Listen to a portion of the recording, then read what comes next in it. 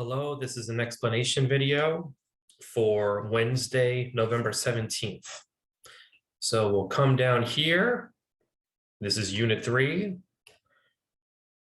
We are in Module 9 and come to Day 3, Wednesday, November 17th. So let's start with the sync folder. We have a warm-up today.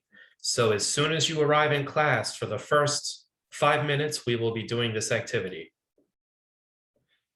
Okay, you will look at these pictures. Think about adjectives that describe what you see.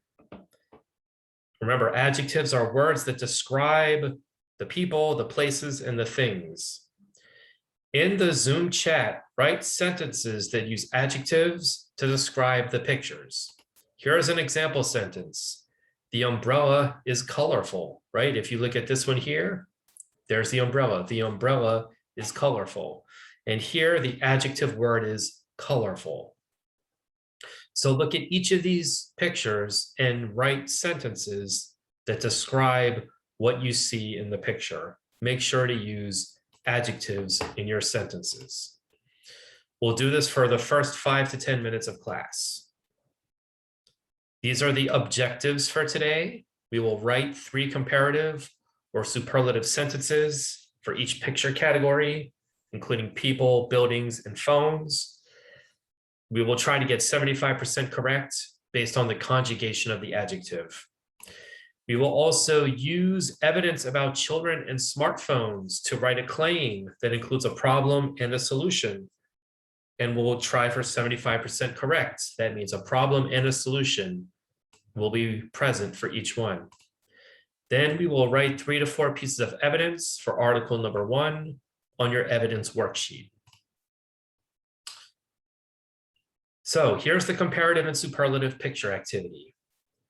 You will look at these pictures and just compare these people you see, right? This is the category, people. These are their names, Kevin Hart, Albert Einstein. Compare them, right? You can use any of these adjectives: smart, tall, dumb, funny, rich, short. Write a sentence to compare, say, Shaquille O'Neal to Jeff Bezos, or compare Kevin Hart to Donald Trump, right? Or you can write superlative superlative sentences, okay? You can use comparatives or superlatives for this activity. And here, the category is buildings. You should compare these different types of buildings. And you can also use superlative sentences.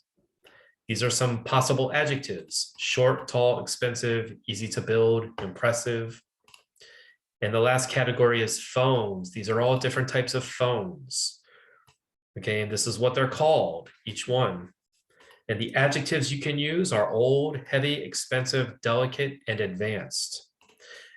So write some sentences where you compare these different types of phones to each other. Or you can also write a superlative or some superlative statements about one of these phones.